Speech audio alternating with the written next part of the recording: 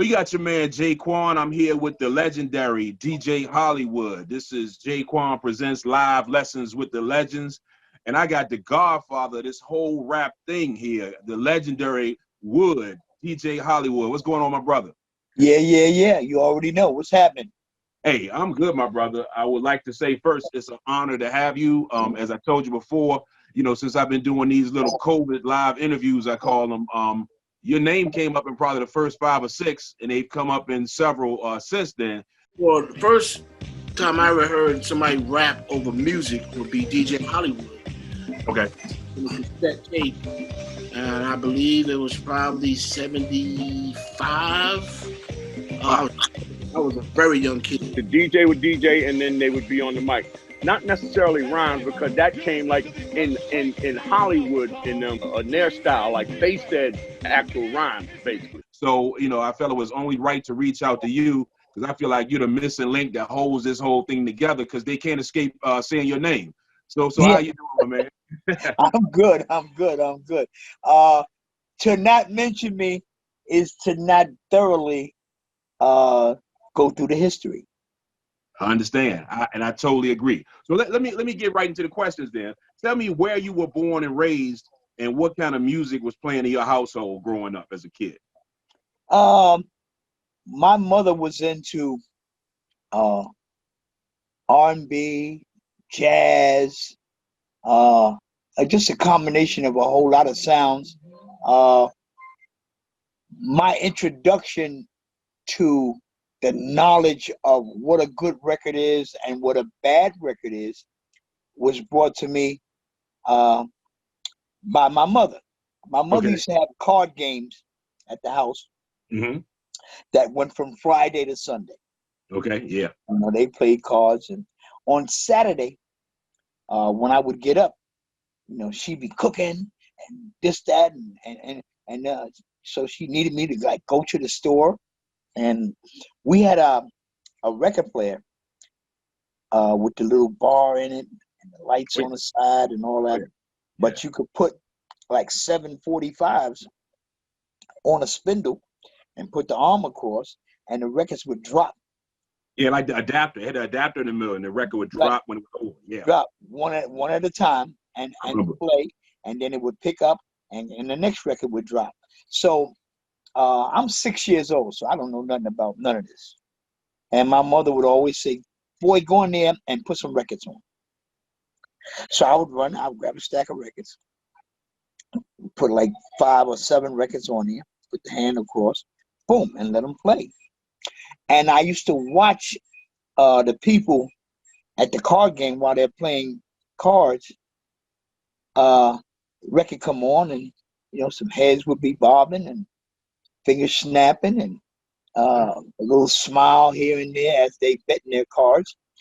And I used to watch that, and then one of those records would drop, and it would be maybe the wrong side of the record or whatever. And my mother would say, "Boy, why would you put that on?"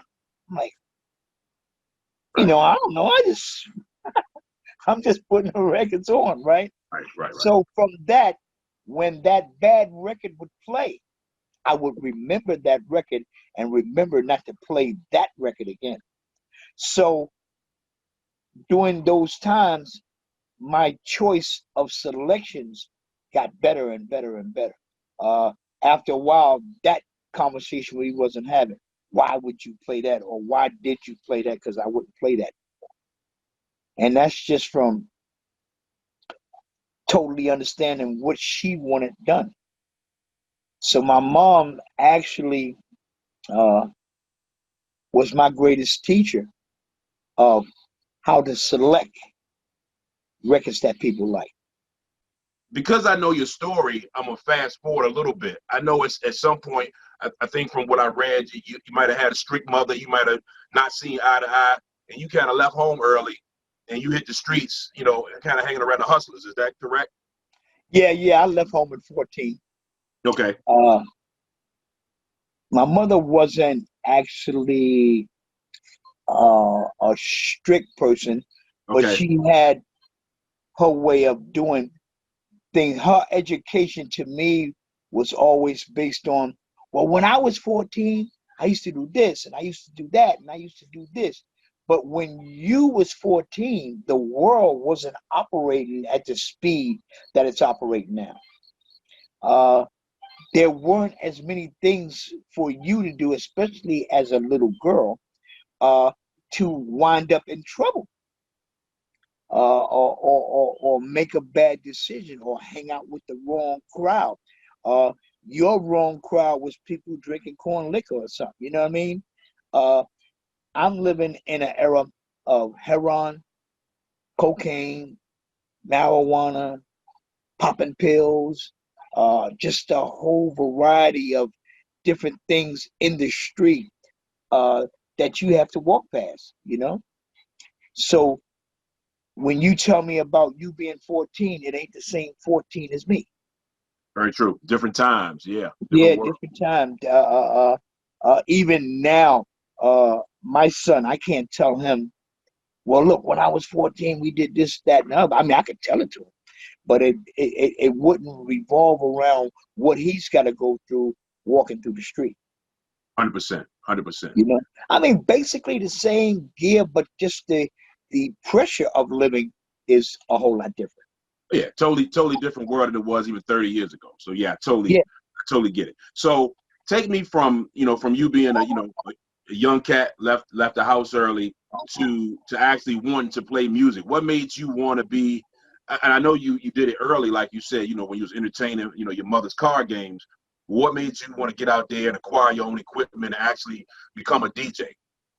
Well, through my running through the street as a young man, I never really hung with cats my age.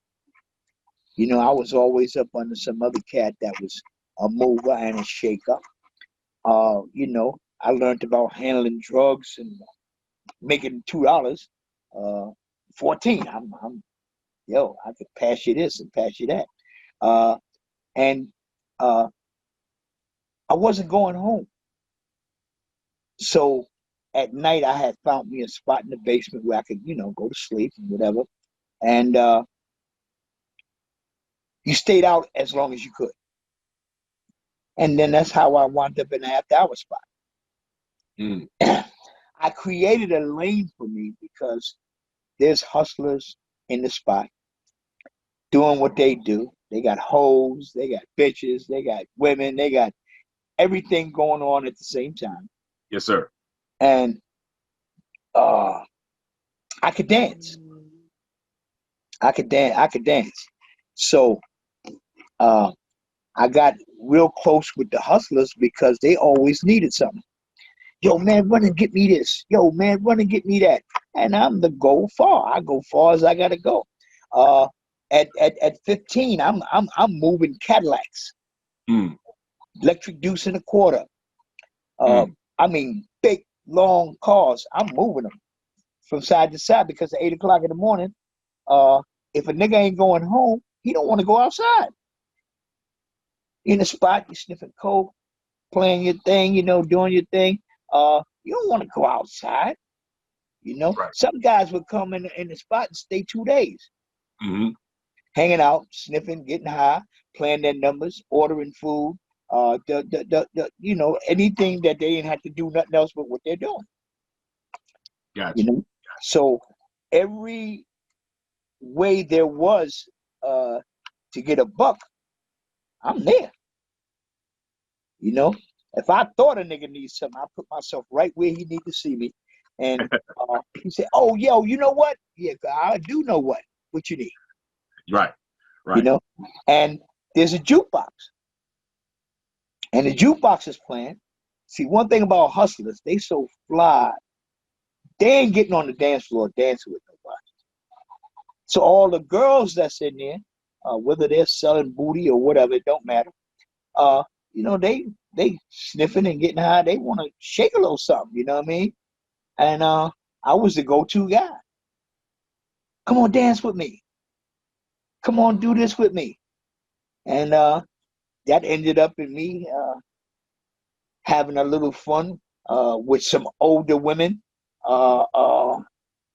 like this, just off the tip. You know what I'm saying? Yeah. Meet me here, meet me there. They take me to the movies, do all kind of things with me, and let me do all kind of things with them. So it kind of worked out as a recipe for moving into the woman's life. Uh, I'm just naturally gifted with being good to people.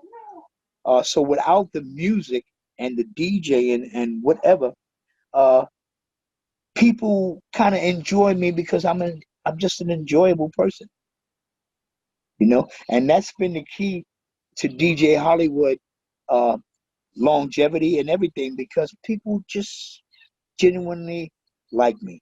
See you sitting there watching the screen, looking at this show, and already you kind of like me, right? You understand what I mean? Hey, it's funny. Yeah, it's funny you say that because all the great entertainers kind of have that, man. I was in fact, I was listening to Kumo D talk about Dougie Fresh, Woo. and he was basically saying how, when you saw Doug, as great of an entertainer as he is, and of course he's a student of yourself, he's always about the party, having a good time. Rarely do you hear Dougie saying, I'm this, I'm that. It's always about, hey, y'all do this. Are y'all okay? Are y'all having a good time? So, the likable personality goes a long way in being a crowd motivator and entertainer such as yourself and Dougie and some of the greats who've done it. So I totally agree with what you're saying about that. Let me go back a little bit. Where were you born and raised? I was born in Harlem. I was actually born at a hospital in the Bronx that I've never been to since I was born. Okay. But my mother lived in Harlem, Harlem. and from the hospital to the house is how that went. That was 457 Lenox Avenue, Okay. Harlem, New York, Central Harlem. Uh,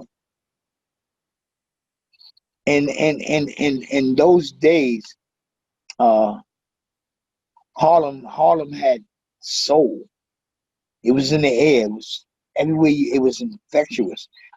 Walking down the street, you feel yourself like you had your own music. You know what I'm saying? Uh, Yeah. Yeah. the big radio was WWRL and Mm-hmm. WLIB. Mm. These were the stations that were happening when I was young, and this is before FM. So I'm Frankie Crocker and Hank Spann and Jerry just Bird. Gary Bird, just Uh-huh. a host of guys, Eddie OJ, Mm. just a host of guys uh, that had their own little flair and their own little way of making you feel that you're at home when you're listening to WWRL. True radio Uh, personalities, they used to call them radio personalities. Personalities, exactly. And these guys, Jerry B, all of them, they had a thing that made you boom. But Frankie was a guy that had the slickest, smoothest, silkiest way of reaching you, you know. And I used to listen to him, and I kind of took a liking to him. But syncopated sound came to me from uh, Pigmeat Markham, Rudy Ray Moore. The last poets, they didn't syncopate their sound, but they fell into a groove uh, with their message. The Watts Brothers, Sister Sonia. I mean, it's just so many people with variables deliveries, to make it entertaining. Uh, I was in singing groups at the same time. I'm lucky. I'm not lucky. I'm blessed. I'm blessed. God is taking care of me, and I don't even know it. At the time, I don't even realize how I'm able to maneuver through life the way I'm maneuvering, because I ain't going to school, but I'm still kind of smart. Uh, I'm hanging out in places regular kids my age can't even begin to go, and I'm welcome. I'm getting the education of a street knowledge that I'm way, way, way ahead of myself. Yeah. So when I came uh, I used to hang out with this number dude. His name is Chuck. Okay. And Chuck was that dude that he had a paper and a pencil, but he was like taking numbers, and he traveled. He didn't just take numbers in one spot. He traveled. So he got a little powder. He got his numbers. Everybody in the world is waiting to see Chuck wherever he go. And he's traveling all over spot to spot to spot to spot because he's taking numbers. So he's putting his book together. And as he's doing that, he'd stop and parlay in the joint and have me sit over in the corner. I was his pet, you know. Yo, don't worry about it. He's with me, you know. So I was able to go through all these different worlds of what hustlers do. The fast women, the fast guys, you know, and nothing's being disguised. You know, nothing's being hidden from me. I'm seeing everything in real time. Right. So my education to the street game is being awoken by my man Chuck, you know, and in traveling with him, I'm seeing this guy, and I'm seeing this guy, and everybody's doing something different, and I'm getting a slight education on all of that. Right. You know, my mother couldn't afford to buy me the items that other kids had because they had parents. You know, I just had my mom, and my mom's worked in a box factory, so her salary was good enough to take care of us. But I wanted Playboys. I wanted this and that. But before that, I just wanted my game. I wanted, you know, things that I could get. My mother couldn't really afford to give me, so I started, you know, working in the supermarket, carrying people's bags home, packing people's bags. In the wintertime, I'm 14 years old, man. I ain't got no place to go, but I got a shovel. So all day long, I'm shoveling snow, digging people out, blah blah blah. Man, by nighttime, I got a pocket full of money. Yeah. You know, and I'm 14, but by night, I'm strapped. You know what I'm saying? And if I wanted some coke, I could buy the coke from. I'm in a room where there are nothing but big time hustlers. This was their gathering place. After they did all their work all day, they come to this spot and spend their paper, you know?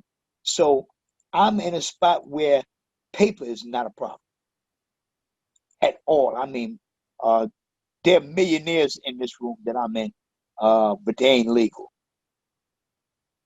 So anything they need, they pull out paper to get it. Okay. You know, that's girls, that's food, that's whatever. Yo, I need that hole right there. Tell her I said, come here. Yo, what you call him? Want to see you? You want to see me about what? Can't tell you that, you know. And she go over there, and then next thing I know, they walking off. You know what I mean? So, right. It's either the drugs or the money or both, whatever. You know what I'm saying? So I'm witness to how this plays into our lives, you know. And like I said, I could dance. So all the women in the spot, eventually they talking to me. Now they working with whoever, but they hit me off on the side. And I ain't mad, and I kiss and don't tell. Well, that's important. Yeah. That's what kept me in the game on a permanent basis, because I never talked. You know, I never talked about what I did with dudes, and I definitely didn't say nothing about what I did with girls. Yep. You know, and everybody could always trust me. In the morning, like 8 o'clock in the morning, we in the after hour spot, I'm dancing, blah, blah, blah. You hear everybody, yo, Wood, come here. Hollywood, come here. Because it's time to get their cars. Their cars are double parked. They're on the wrong side of the street, whatever. You know? Nigga have his car on 126th Street. We on 132nd. Nigga, yo, man, go get my car and bring it up here. Park it in the block. Now, I'm doing that But in hindsight, if I knew what I knew now, I would never go get a nigga car and bring it from no 126th Street. Because I don't know what he got in the car. But at the time, I'm doing my man a favor. And I know when I get back, he's blessing me. Yeah.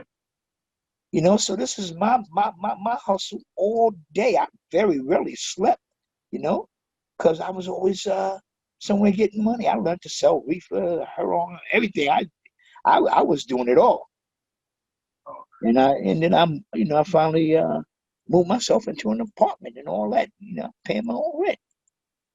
Well, take me from that hustle life, and you still sound like you had music, in your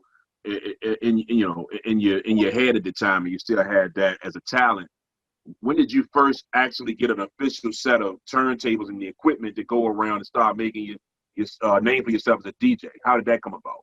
Well, we used to do talent shows all the time. Talent shows was a big thing when I was a kid, because everybody had one. YMCA, the bathhouse, the boys club, you name it, after school centers, they always had talent shows.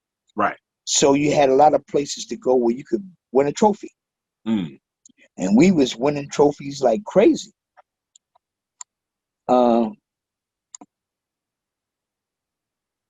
In this life, simultaneously, I'm doing the singing group shit, I'm doing the after hour shit, I'm doing the swimming pool shit, and this is all day because I swam damn near every day too, and I was as a junior lifeguard. Mm. So that kept myself clean, you know. I didn't walk around smelling, you know. Singing group started working good. We started getting booked. They had the neighborhood youth corps in every section of the city, and that's where you made like $40.95 a week. You know, you get a check, and all you don't really do anything. But I was rolling with that. I had to get that check. You know what I'm saying? And yes, sir.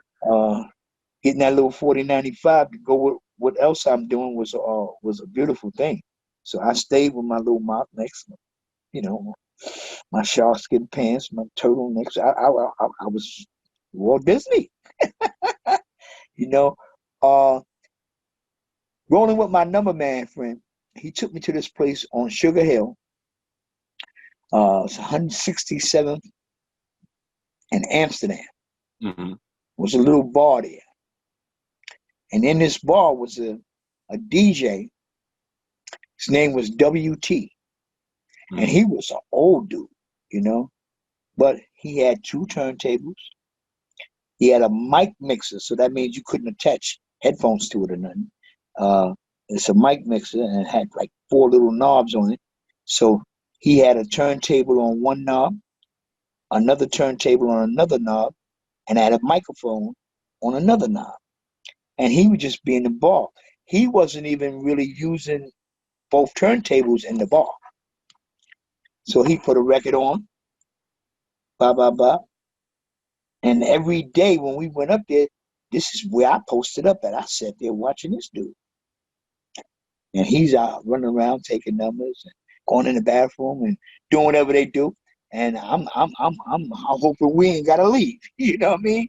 Because the music got me. I'm boom, and I'm watching this dude.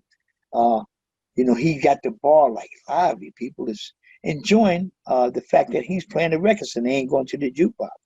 Mm-hmm. He had 2 jobs though. He had that job, and he had another job in the after hour spot, where he basically did the same thing, but he did more talking in the regular spot and less talking in the after hour spot because he was using both of the turntables. Oh man, I was fascinated. I was mesmerized. I was hypnotized. I was, wow, I got to do this.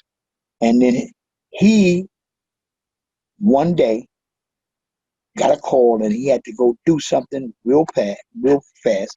And I'm sitting in the bar with him. He said, look, I know you've been watching me. I know you know what to do. He said, just put a couple records on. I'll be right back. He should have never did that. I just got locked into this. The first day playing, I zoned out. You know, because I'm changing the records a little bit faster than he was changing. And when the record wasn't playing, I'm talking a little bit faster than he was talking. So, you know, my beginning game came with what I call the Frankie Crocker treatment. Frankie Crocker had that more dip in your hip and glide in your stride. You know, he formulated his language. It was pimpish. You know, he talked you into some stuff, boy. You know, you be enjoying your ride like no other. So I was like, oh, if I was snow, I would be cold. If I was a jug of wine, I would be old. But since none of this is true, and I'm right here with you, passing the time with the baddest jams I could find. Eh. And it just started to happen. Just really started to happen. So in between records, I was kicking it off while I'm reaching to find out what the next record is. Then when the two turntables got into effect, I was able to talk my way between records because I didn't have the pattern of the mix yet. But I kind of, I knew the music so well because I was a hell of a dancer. So I knew the music pretty well. And I could kind of figure out pace-wise what record would go on next behind this record. You know, that's, I look back now, you know, that's like genius because I didn't know nothing about beats per minute. You know, I had no idea that beats per minute existed, and that just naturally fell in for me. What year we talking about? About what year we talking about when you met Oh, them? we like 69. Wow. I started juggling with it. I got my first job in 71. As So now a DJ. yeah, they're paying me to play. I don't even count the time before that. They're paying me to do what I do, and it's 1971. And I still hadn't been with a mixer with a headphone and all that. I'm still playing analog, you know. One night I happened to go to this place called Charles Gallery, and I got in, and I'm, watching the DJ, and I see him got his hand to his head. I'm like, well, what is he doing? Then I found out he's listening to the record before he turns it in. Like, what? He's listening to the record before it comes on? Oh, wait a minute. So naturally, I got tight with the guy that ran Charles Gallery. His brother owned it, and he was the guy that was managing it. So he was in charge of everything. And he had Sunday nights at this spot. And he was in charge, and he didn't have really a DJ to play. So he started showing me how to make it happen. Oh, don't do it. His name was Bojangles, man. He was very instrumental in me having this kind of focus for the music because the basic DJs that were there, they were discotized. You know, their beats per minute ran with that disco type sound. And, it was rocking though. You know, people was rocking. And they threw a few soul joints in every now and then, but their main thing was like house music. You know, they connected like that. Every song made back in the days had an A section, a B section, and a break. Meaning that when the record first jumps on, nobody's singing, there's nothing but music playing. And then all of a sudden the singer would come in, and I could feel, you could feel, everybody could feel that rise in the music leading to that part. You know what I'm saying? Okay. So now I'm so nice with this little conversation I got that I could make it in right before the guy starts singing. Oh yeah, pick up your body, get about your seat. Right now, baby, you about to get weak. Uh-oh, here we go. You understand what I'm saying? I could ride that. And that's like seconds. It's real short.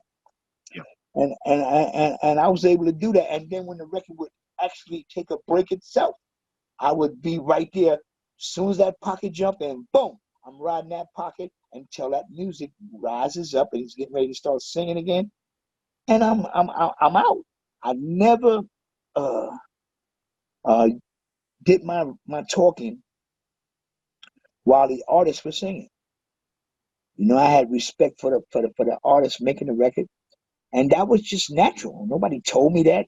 Those weren't lessons that somebody gave me. It's just a natural ability to entertain because a lot of DJs they play, they don't really entertain. I entertain. I'm part of this record. I'm another instrument when this record come on, Sure. and that's where my head is at with every record I'm playing. Well, let me ask you this, because you said something really important. The whole talking when the record breaks down, whether it's the beginning before the singer sings or the percussion and bass part, that's the actual what they call breakbeat in hip hop.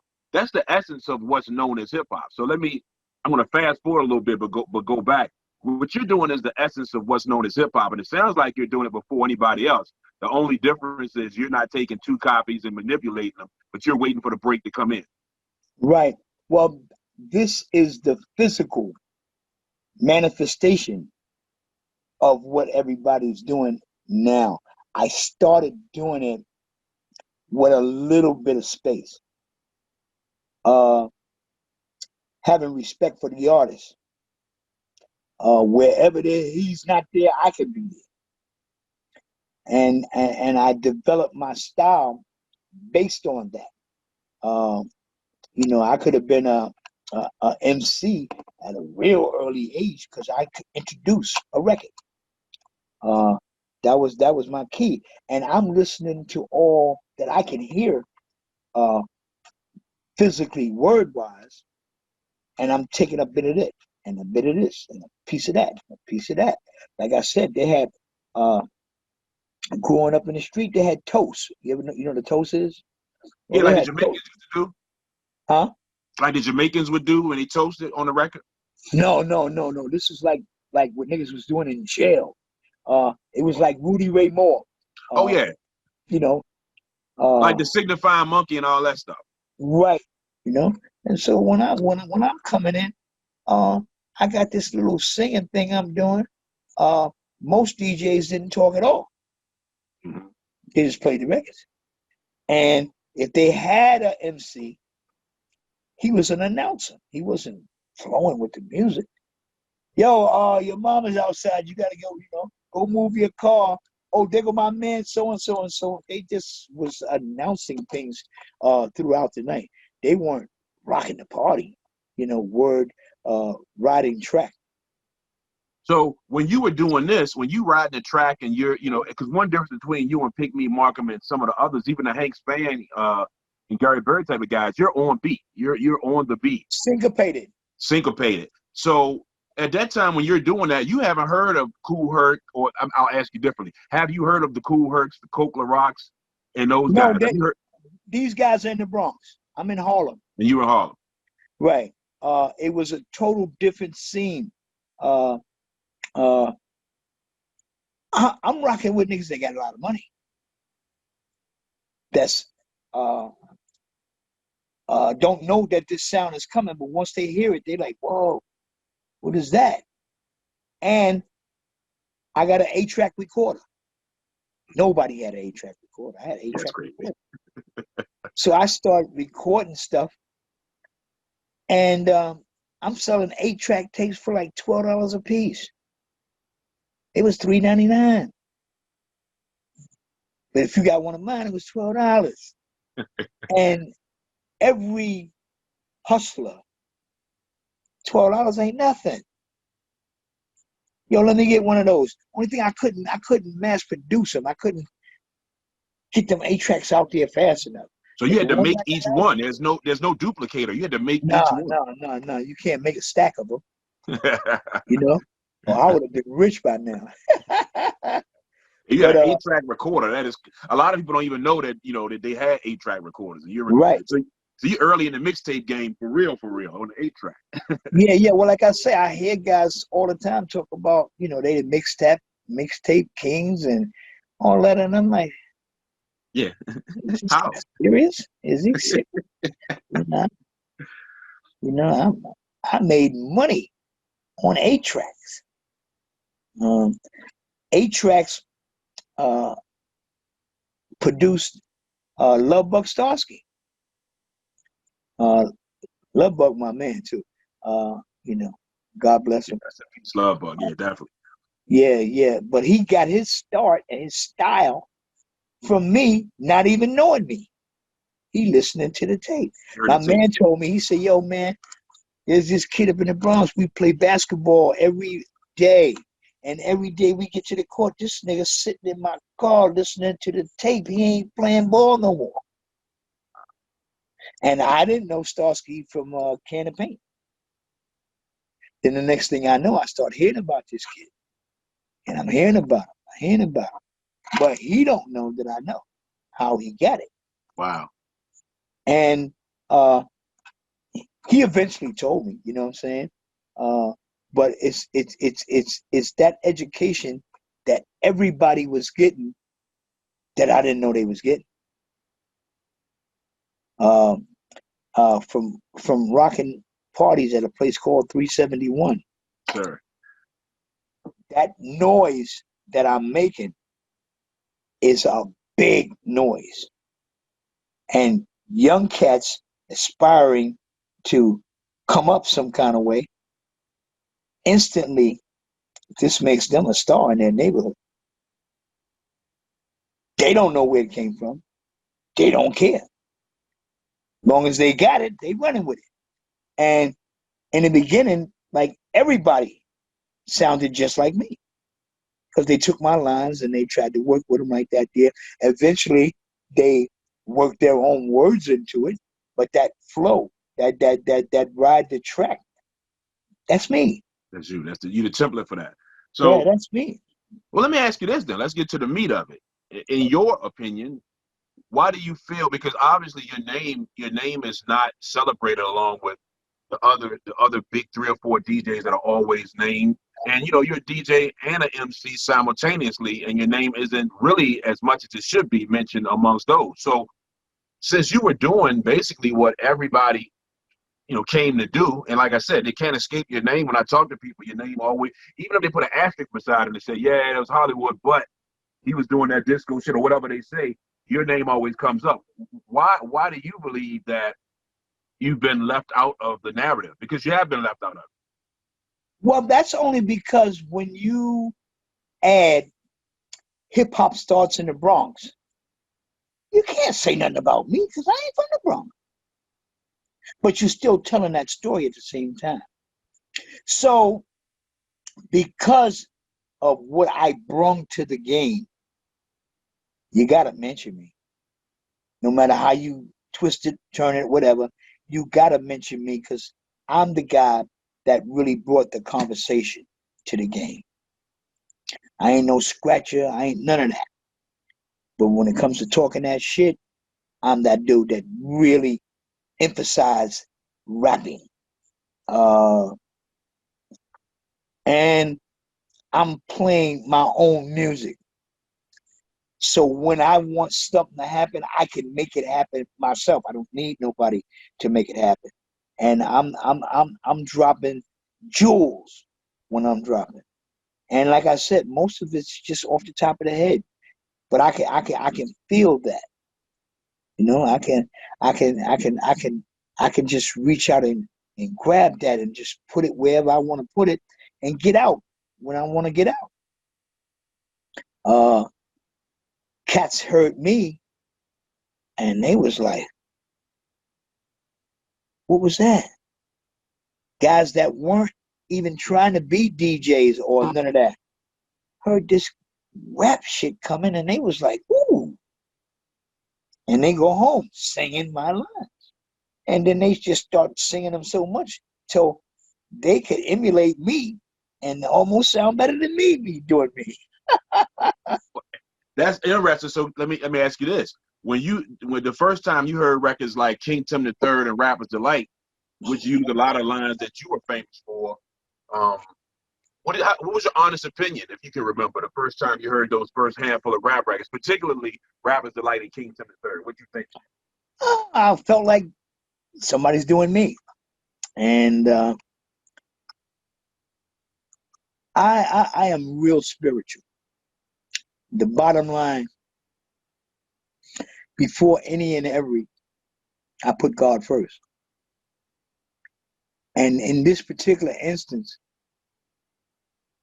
God being the master and the designer of me rapping the way I'm rapping, people were like, yo, you need to copyright that. You need this, that.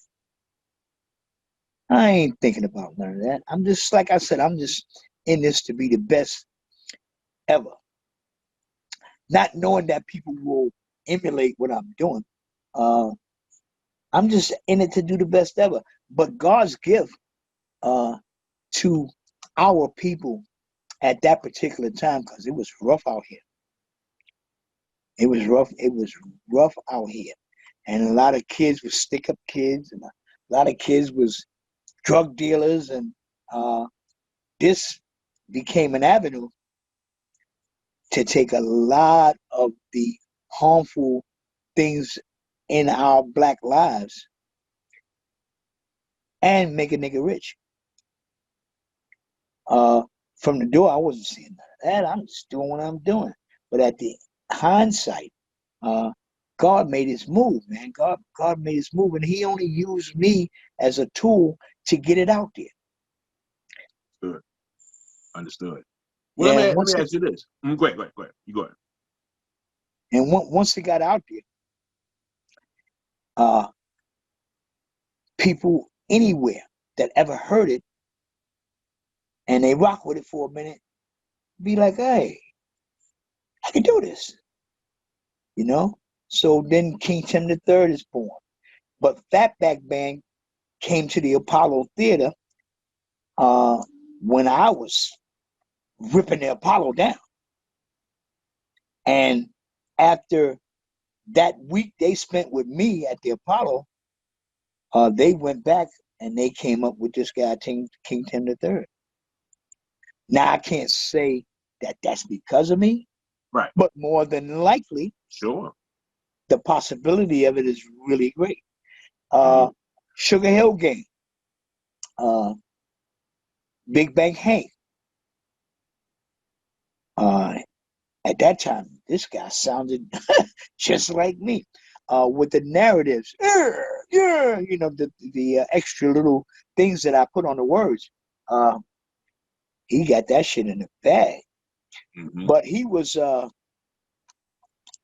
Grandmaster Caz's manager. Yep. You know, and when the opportunity came for Sugar Hill to exist, he stopped managing Caz. Mm-hmm. And he had been listening to Caz so long that he had his lines down. Right. So he just went on and did it himself, and the rest is history. You know, Caz, can't blame him for being kind of angry, only because this guy was his manager.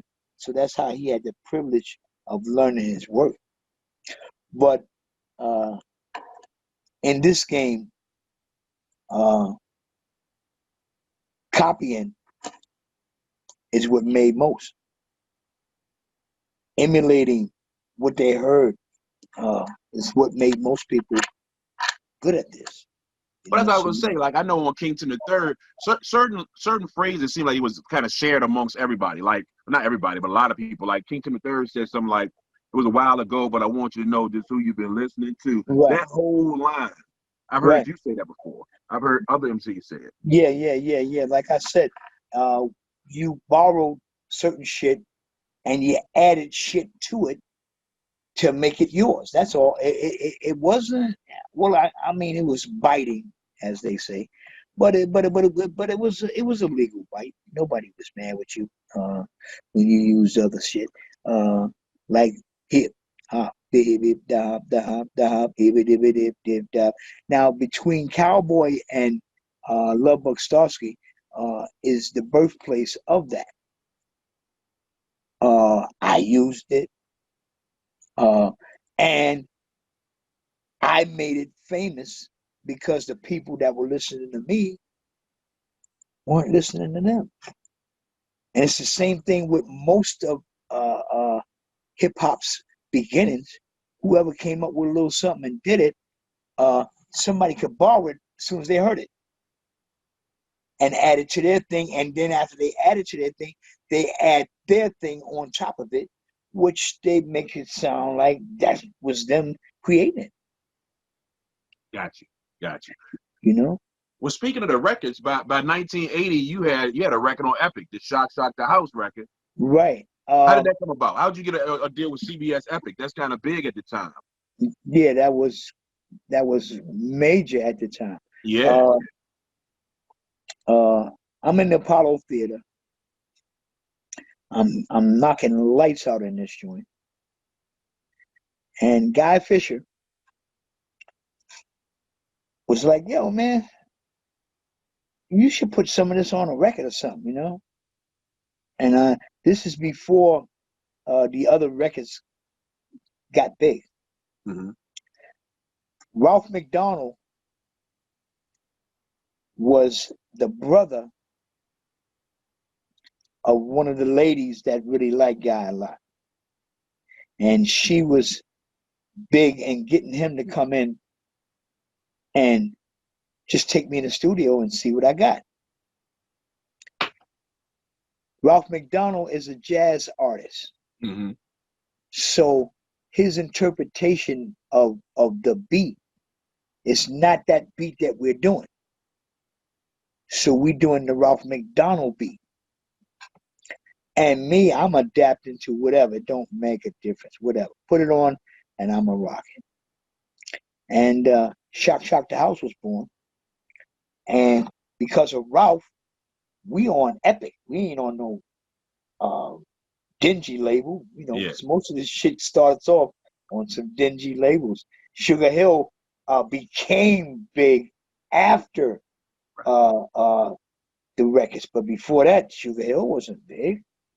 Enjoy? No, but most of those. No. Rap is what got all of those companies recognized. It definitely is.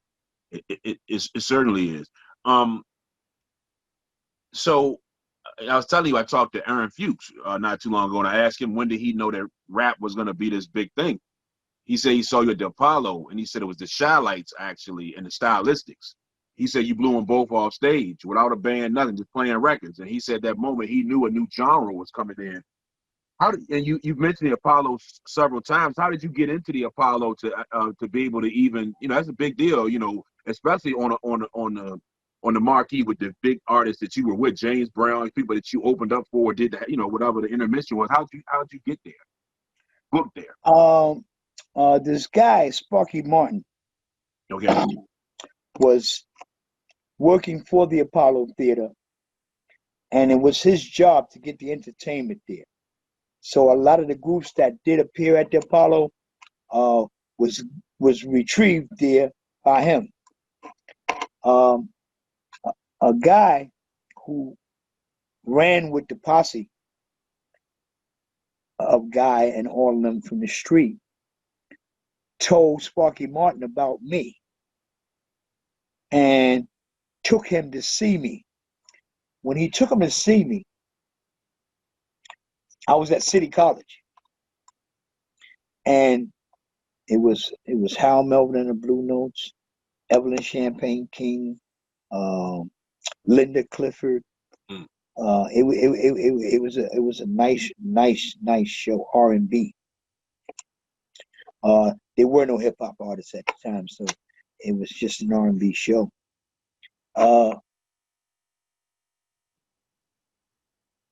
in between acts is when I'm supposed to play.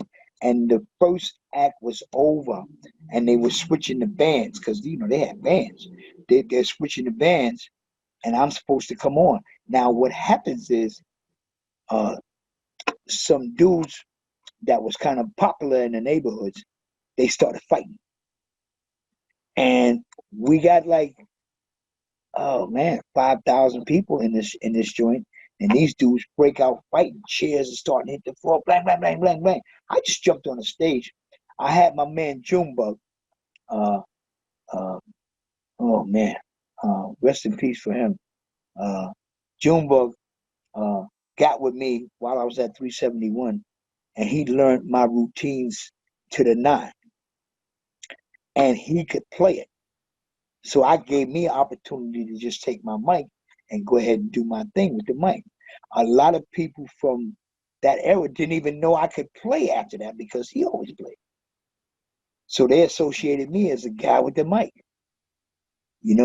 and we went right to work. Boom. Chairs still falling on the ground. Boom, boom, boom.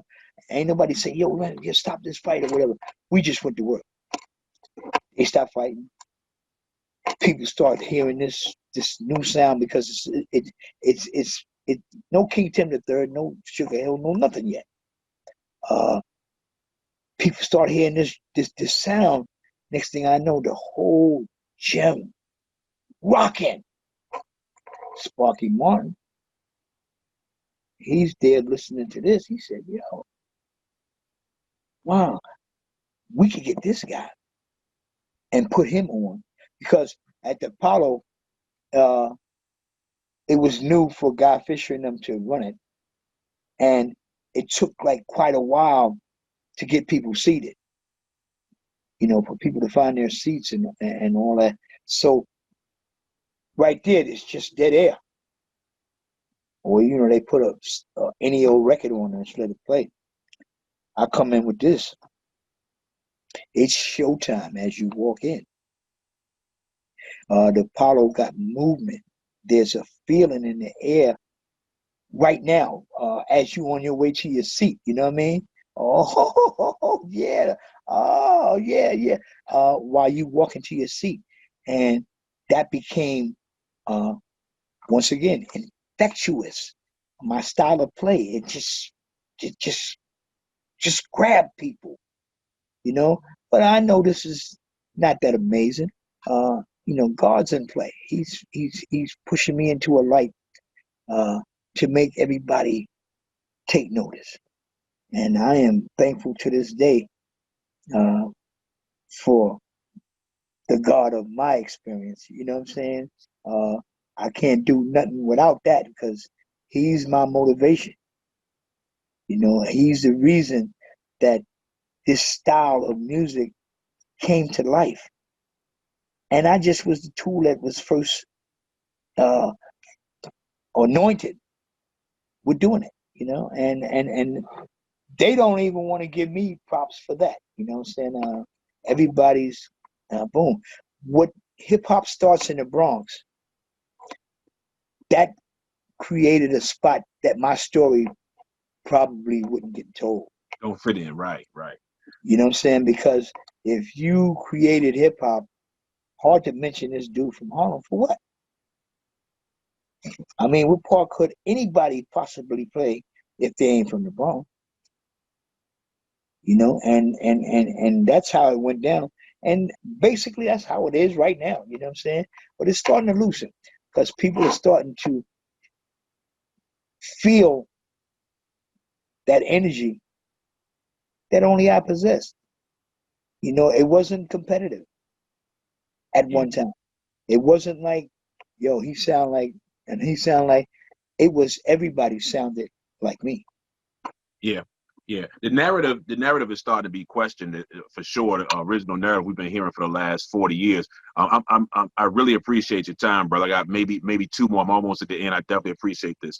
Let me ask you this. Let's go back to 371.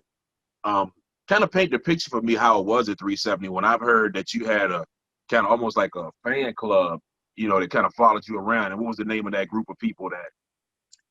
Well, we called them Hollywood Corporation.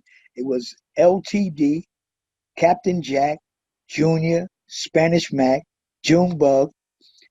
We had Connie, Deidre.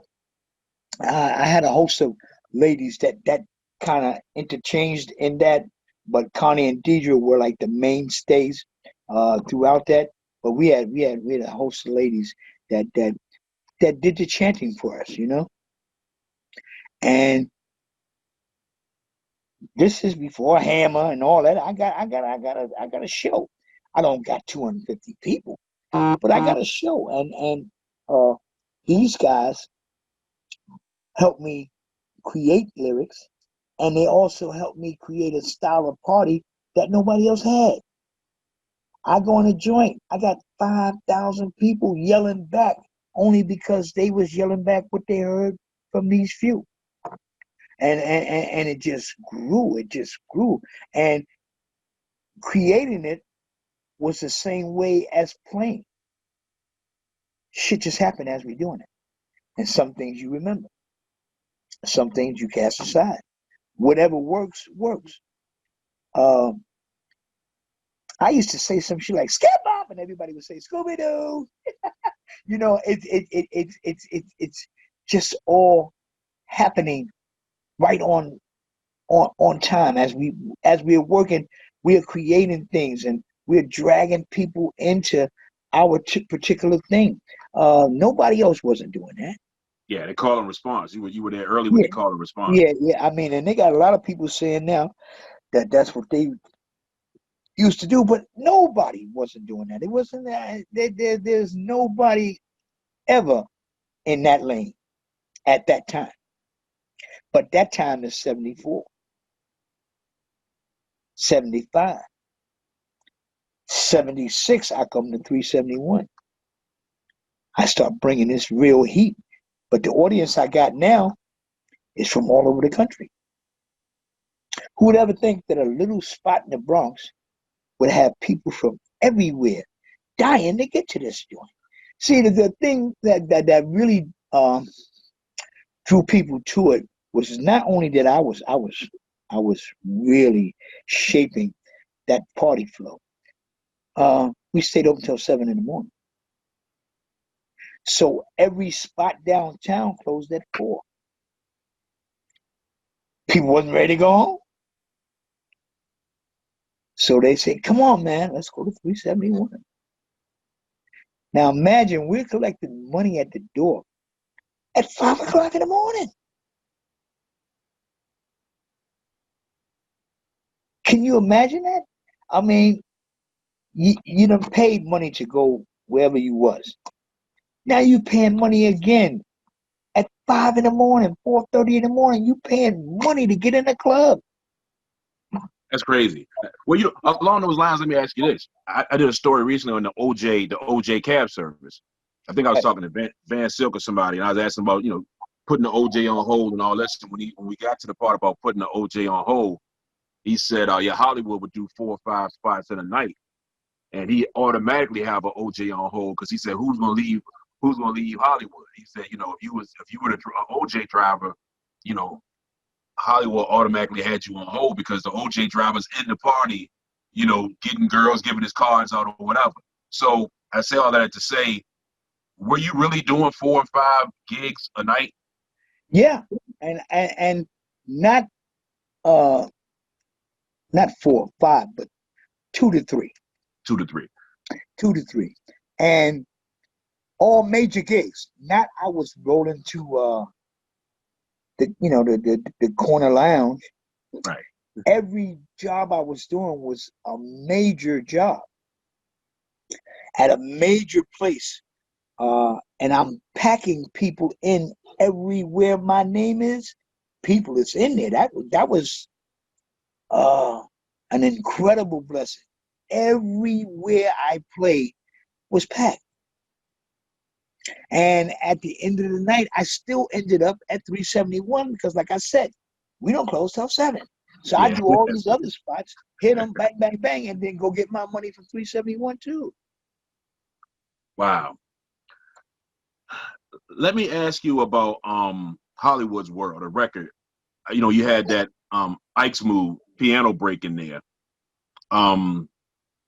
You know, a lot of people have done that. That's become a very popular break. Was that something? Were you one of the first to utilize that? And what was the influence? And whose idea was it for you to kind of harmonize over that like you did? All of it's on spot. All of it's ad lib. Most of the stuff that I had done that took off crazy was we was at a party and we just was working. And I just happened to feel that way. Ooh, I just happen to feel that, you know, off the changes of the track. It was very organic, nothing planned. It's just feeling. Yeah. But that's what made it so big, because I'm feeling it and I'm sticking it to you, and you feeling it just like me. And I got my dudes. Whatever background I need, they'll make it happen. Just by the feeling, though, not the words being written, by the feeling. We just was working, and through working, this is the kind of things we did. There was dudes coming after learning how to rap and learning how to do their thing. There was dudes coming at me like, you know, and I'm like, you just got serious? And I never really went out to burn nobody. That wasn't my thing. But if you came and got in the way, well, you got what you got, you know. But some guys figured if they challenged me, that was their way up, you know, because who don't know that guy that got smoked by D.J.Hollywood? Right. You know? So those sayings like the Wu-Tang, I don't want to go my honey bun, those joints, that was stuff that was kind of already out there circulating, and you just put your own flavor to it. No, man, that was a little song we used to sing when we was kids. When you were kids, right? Yeah. When we was kids, we used to have that little Wu-Tang, I don't want to go, and I just incorporated it into my act as we came up. But all of the shit that I mainly did that appealed to a lot of people was just ad-libs. Ad-lib. You know, that's why I say I know it's God's work, because it was so universal. Okay. Now, I say this, when I talk to a lot of Bronx people who were there, breakdance, b-boys, whatever they are, they would say that the reason that they don't include you in the narrative is because at the time, when I guess by the time they were calling it hip hop, you and other DJs like you, the Reggie Wells and those kind of guys who play for more adult crowd and established places, you guys were saying, but we don't want that hip hop stuff in there. We don't want y'all coming here, you know, scratching the records up and messing the floors up with the dancing. So they're trying to say that you rejected hip hop. So they're saying now you're trying to come back 40 years later and claim it, but you rejected that movement in the beginning. What do you say to people who have that now? Because a lot of people say that. What do you have to people who? What's your response to that? It's an amazing story, because what they're saying is they started hip hop because they couldn't do what they do in the clubs or whatever that I'm in. So they went off to the side and started their own little thing, hip hop. But they're using the same flow of this club, this style of delivery with the microphone and all that in this club, because their beginnings was more of a b-boy representation. There was nobody on the mic. They didn't have that particular type of flow. The reason I came over and won so big in the Bronx is because I gave a place for the girls to go. At their parties, they were self-centered. They were all about themselves. And a classic, I'm a star. I'm this, I'm that, I'm this, I'm that. And nursery rhymes and all type of situations started to appear with the yes, yes, y'all and all that. But nobody's flowing. Nobody's popping lyrics about boom, boom, that flow. I'm already doing this for like, oh man, 2, 4, 5 years before y'all even start to do this. But I'm not calling it hip hop. I'm the guy that's going to be the best DJ anybody ever heard. But I rap, I sing, I dance, I do the whole show. And these guys are saying, no, man, he wasn't hip hop because we was just there and we go to their spot. They throw us out for dancing on the floor and all that. But the part that they leave out is, how old were you when you started trying to get in the club that Hollywood is working in? Because that changes your story. Because you were a kid. And that's why they didn't let you in the club. It's not because you was dressed this way, and it's not because you danced and bebopped all over the floor. You never got in. Because you couldn't, right? They never let you in. You didn't dance on my floor. I didn't tell you we ain't doing none of that in here. Y'all never came in my club. Y'all weren't old enough. And everybody in my spot is dressed to the T. Oh my God, niggas is looking extremely good. So you know they ain't letting you in. Yes, Go get some clothes, Junior. You understand what I'm saying? And get a fake ID or something. And come back. We might look at you like that. So of course you had to go and do your own thing on the side. But your own thing that you're doing on the side is the same thing that I've been doing for years. Understood. I ain't taking nothing from nobody. But, you know, if you're going to give props to somebody, anybody you give props to, you need to give me mine. I don't care if I'm not from the Bronx. That shouldn't be the reason why the truth ain't the truth. You know, all through the time when y'all had Smokey's Machine, the L Brothers, and a host of Grandmaster Flash, and all those years, Kool Herc, whatever, all those years that y'all were doing this, nobody was talking. You want to tell me Coco Rock is the first MC? The first MC at what? I built your genre. I made your genre worldwide because of my style. I have nothing else other than put myself on the record. That's the only thing that I done that motivated hip hop to the level of being $1 billion business. That spoken word, that flavor, that shine. The way it comes down, it can't be nothing else but mine. I give it to you loud, I give it to you good. And before you ever met me, you knew about DJ Hollywood. I rock worlds, I rock planets, I get down to the dude. And everybody in the place knows you know who. I'm DJ Hollywood. That's about my time. And I'm going to tell you one thing. I'll leave you with a rhyme.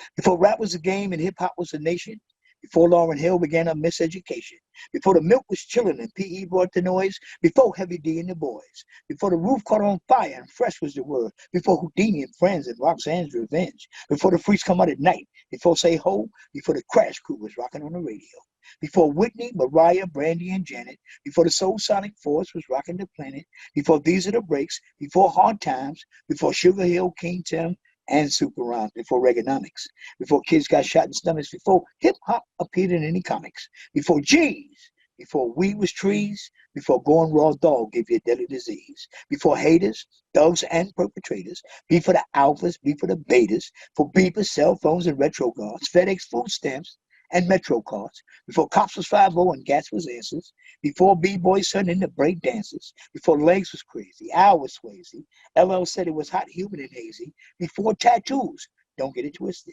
I'm hip-hop, always existed, in its physical form and the essence of rhyme. I'm DJ Hollywood. Thank you for your time. And if you spend a little money and you got a little class, some of these words I said was written by Grandmaster Caz. I'm out.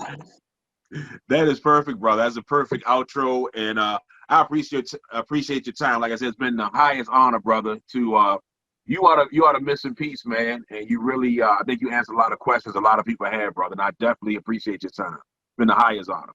Yeah, well, I just hope that we come to a new understanding about the true beginnings of what made this a billion-dollar business. That's it. 100%, bro. Hey, again, thank you, man. I appreciate you spending this much time with me and clarifying some things, my brother. Definitely. What I thought about you at the top of the day, I say about 4 o'clock, I'm gonna get with my main man Jay, and he gonna hear everything I got to say, and after that, everybody will know the way. I'm DJ Hollywood. Y'all go easy, all right? No problem. That's great, bro.